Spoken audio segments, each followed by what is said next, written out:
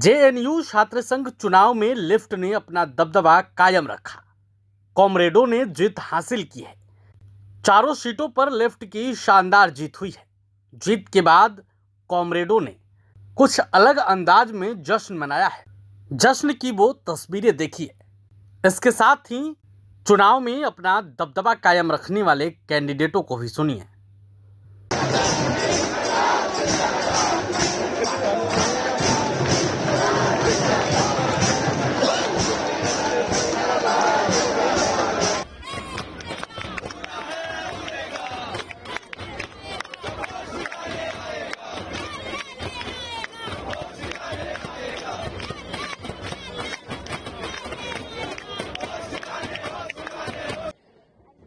देखिए, हम 9,000 स्टूडेंट्स हो गए हैं लगभग जेएनयू में। वहाँ पे हमारे लिए पढ़ने के लिए लाइब्रेरीज नहीं है। हमारे हॉस्टल के कमरे इतने छोटे हैं कि या तो हम टेबल पे सामान रख लें या तो किताबें रख लें, और लाइब्रेरी में भी सीटिंग कैपेसिटी इतनी कम है, 1,000 भी नहीं है। उसके बाद वहाँ पर हम देखते हैं कि लाइब्रेरी में जब हम जर्नल्स की बेसिक जे स्टोर का एक्सेस नहीं है। हमारे माननीय प्रधानमंत्री वन नेशन और वन तमाम फलाना ढिंकाना करते हैं, वन सब्सक्रिप्शन करते हैं। जेएनयू उनके ही मापदंड पे हमेशा बेस्ट यूनिवर्सिटी आती है और जे स्टोर का एक्सेस नहीं है। कितनी शर्मनाक बात है। लाइब्रेरी का इंफ्रास्ट्रक्चर हो या फिर डॉर्म्स में 15-15 दिन में स्टूडेंट्स आते हैं और उनके बिस्तरों पे पंखे गिर रहे होते हैं, लाइब्रेरी में सीलिंग गिर रही होती है। उसके बाद जीएस कैश की लड़ाई, जो एक संस्था थी बहुत यूनिक, अगर आप उसका इतिहास देखेंगे तो भंवरी देवी का स्ट्रगल जहां चल रहा था उसी समय उनसे इंस्पायर होके जेएनयू में भी विशाखा गाइडलाइंस के साथ साथ यहाँ पर जीएस कैश आता है। 2017 में उसको रातों रात रद्द कर दिया जाता है। तब से लेकर आज तक हमारी जीएस कैश की लड़ाई चलती है, उसको हम आगे लेके जाना चाहेंगे। एमसीएम में जहां लेफ्ट की लेगेसी है कि यहाँ पे स्टूडेंट्स को एमसीएम मिलता है, हमने लंबी लड़ाइयाँ लड़ी हैं एमसीएम को बढ़ाने के लिए, और जहाँ हम बढ़ाने की बात कर रहे हैं 2000 से 5000, वहाँ ये कह रहे हैं कि रैशनलाइज करके उसको और काट पीट करेंगे, खत्म करेंगे। उसके खिलाफ लड़ाई लड़ी गई है, जीती गई है। एमसीएम को बढ़ाने की लड़ाई लड़ी जाएगी, एनईपी के खिलाफ लड़ाई लड़ी जाएगी। तमाम मुद्दे हैं सीपीओ मैनुअल के खिलाफ, जहाँ हमारे साथ ये दमनकारी नीतियां, इनको पता है कि स्टूडेंट्स के खिलाफ इनकी नीतियां हैं, तभी ये सीपीओ मैनुअल लेकर आते हैं ताकि हम आवाज ना उठा पाए, उसके खिलाफ होगी। आपको मौका मिला है यहाँ पर, लेकिन क्या जिस तरीके की मांगे लगातार उठाई गई हैं, लेकिन कुछ हल निकला है? जी देखिए, इनकी जो नीतियां हैं रोजाना ये नए शगुफे छोड़ते हैं। चाहे आप देखिए पिछले यूनियन जो 5 महीने का यूनियन था, वहाँ पे रातों रात पीएचडी स्कॉलर्स को बोला जाता है कि 4th ईयर के बाद आप अपना रूम खाली करो। यूनियन को भूख हड़ताल पे बैठना पड़ा था। चाहे बराक हॉस्टल 3 साल से बन के खड़ा था, उसको खुलवाना कितनी बड़ी बात थी, लेकिन नहीं खोल रहे थे, उसको खुलवाया यूनियन ने। जून में जो नेट का एग्जाम देते हैं स्टूडेंट्स, कहते हैं ये कि हम नहीं उनको एडमिशन लेंगे, लड़ा यूनियन ने और इंश्योर कराया कि जो भी साथी चाहते हैं एंट्रेंस, अगर वो एलिजिबल हैं जून के तहत भी, वो लेंगे। एमसीएम को रद्द करने के लिए रैशनलाइजेशन कमेटी बनाई थी, वीसी मान भी नहीं रही थी। पहले तो उनको मनवाए कि आप झूठ कह रही हैं, फिर उसको रद्द भी करवाया और आगे उसको बढ़ाएंगे।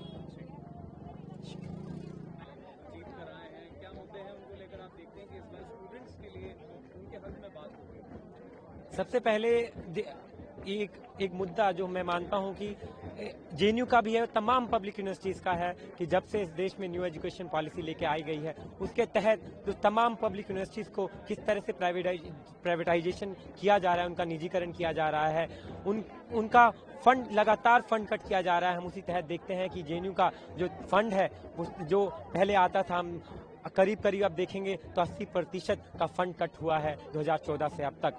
तो हमारी लड़ाई है उस फंड कट के खिलाफ, और हम सबसे पहला इस यूनियन की प्राथमिकता होगी कि उस फंड कट के खिलाफ, उस जो निजीकरण यूनिवर्सिटीज का हो रहा है उसके खिलाफ एक छात्र आंदोलन खड़ा किया जाए इस देश भर में और जेएनयू में। और सरकार से हम जवाब मांगेंगे और उनको बोलेंगे कि शिक्षा जो हमारा अधिकार है, हम उसको लेके रहेंगे।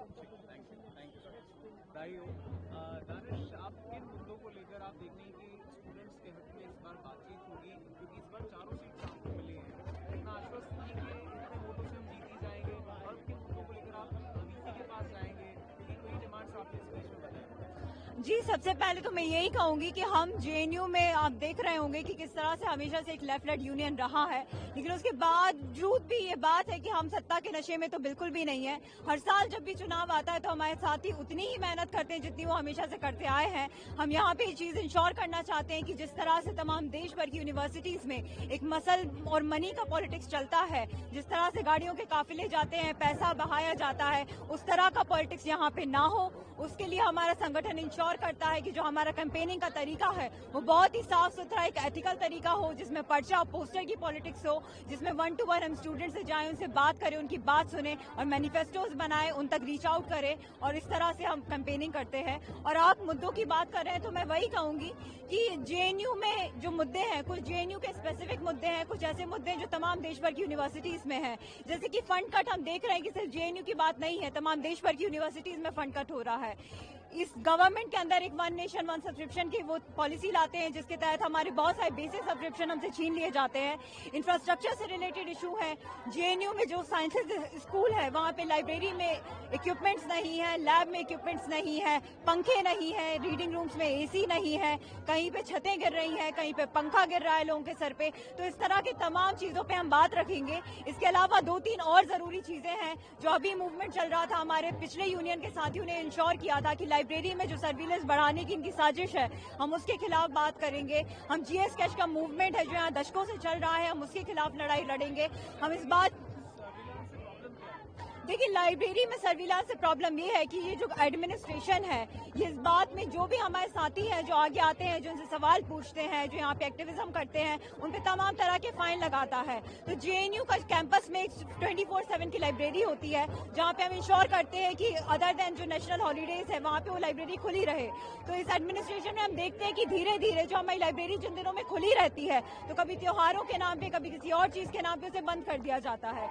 इसके अलावा अगर वो सर्विलेंस सिस्टम बढ़ाएंगे तो बहुत सारे हमारे ऐसे स्टूडेंट्स हैं जिन पे फाइन है, या जिस तरह की प्रोक्टोरल इंक्वायरी ये लोग बैठा रहे हैं सिर्फ और सिर्फ सवाल करने के बात पे, तो उस तरह के वो उस चीज को एक दमनकारी उसमें यूज करेंगे। तो इसलिए हम उसके खिलाफ लड़ाई लड़ रहे हैं। और एक बात और है कि आप जब भी इस तरह का सर्विलेंस सिस्टम लाते हैं तो जेएनयू जैसी यूनिवर्सिटी में जहाँ का छात्र जो है वो इतना जागरूक है, जहाँ पे एक यूनियन काम करता है, तो अगर आप ऐसा कुछ ला रहे हैं तो पहले आप स्टूडेंट को रीच आउट कीजिए, पहले आप यूनियन को रीच आउट कीजिए। अगर आपको वहाँ से मैंडेट मिलता है तो आप जिस भी तरह की पॉलिसी लाएंगे हम उसे स्वीकार कर लेंगे। लेकिन ये जो आप बिना पूछे जिस तरह की पॉलिसी लाते हैं, हम उसे रेजिस्ट करते रहे हैं और अभी भी कर रहे हैं। पैलेस्टीन की भी बात करनी चाहिए अपनी स्पीच के दौरान। आपकी जो डकली है उसको भी पेंटिंग्स है, फ्लैग्स है। आमतौर पर आप लोगों को यही आरोप लगता है कि आपके जेएनयू इलेक्शन से पैलेस्टीन का मामला यहाँ कैसा जाता है, उस पर आपको क्या लगता है? देखिए, पैलेस्टीन का मामला यहाँ इसलिए आ जाता है क्योंकि यहाँ का जो स्टूडेंट है वो सोशली और पॉलिटिकली अवेयर स्टूडेंट है। तो ये जिस तरह की फांसीवादी सरकार है, उनको लगता है कि वो देशभक्ति के नाम पे आपका दिमाग बंद करके रख देना चाहते हैं, पढ़ाई लिखाई आपकी बंद करवा देना चाहते हैं। वो आपसे दिन रात ये कहते हैं कि आप इस देश में तो सिर्फ देश की बात कीजिए। और कमाल की बात है कि वही लोग हैं जो वसुधैव कुटुंबकम का नारा देते हैं। तो जब आप एक ऐसे दौर में जी रहे हैं जहाँ पे टेक्नोलॉजी से आप अपने फोन पे एक जेनोसाइड को देख रहे हैं, तो मैं उनसे ही सवाल पूछती हूँ कि कैसे हम उन पे बात ना करें। और जैसा मेरे बाकी साथियों ने भी अपनी स्पीचेस में बोला है कि हम भारत के देश के नागरिक हैं, हमारा देश आजाद हुआ है संघर्ष के बाद। हमने खुद झेला है कि किस तरह से वेस्टर्न इंपीरियलिज्म होता है, किस तरह से जो बाकी की सरकारें हैं वो यहाँ के नेटिव लोगों को किस तरह से मार रही थी आजादी के दौर में। तो हमारे साथियों ने, हमारे फ्रीडम फाइटर्स ने उस दौर में संघर्ष किया। तो आज जब ग्लोब में हम देखते हैं कि जो कंट्रीज हैं जहाँ पे इस तरह का संघर्ष चल रहा है, तो हम उनके बारे में यदि बात कर रहे हैं तो हम क्या गलत कर रहे हैं। Thank you. जीती हैं, क्या प्रॉब्लम्स आप फेस कर रही हैं यहाँ पर? आपको लगता है चारों सीट्स आपको मिली हैं, इन मुद्दों पर आप लोग बात कर रहे हैं। मैंने सुना इंफ्रास्ट्रक्चर को लेकर आप कुछ बात बता रही थी स्पीच में, क्या प्रॉब्लम्स फेस कर रहे हैं students? My name is K. Gopika Babu. I contested from SFI in the Left Unity in the post of Vice President, and the students of this campus has given us a resounding victory with a margin of more than 1,300 votes. So the students have given a clear mandate against the hooligans of ABVP. The politics that RSS forwards is the politics of Islamophobia, of feudalism, of Brahmanwad, of patriarchy and misogyny, and that has been rejected by the student community of this campus. And the union elect will ensure that the funds that have been not coming from the Modi Sarkar, despite JNU being the Premium Research Institute of this campus, the Sarkar will be held accountable as to why funds are not there to, in fact, to get the subscription of common journals that research scholars need. There are no funds for us to go on field work. There are no funds to fix the ceiling of the central library. We don't have funds to improve the water sanitation across the campus, and all of these is because a systematic attack is going on against JNU by calling JNU the hub of anti-nationals, the hub of urban Naxals. The government along with ABP is running this propaganda against this campus, and that has been reflected in the amount of funds that is coming. So the union elect will have challenging days ahead, but I want to assure the student community that the union will lead a united fight against the attempts at corporatization and privatization of education, and will lead the fight for public education in this country.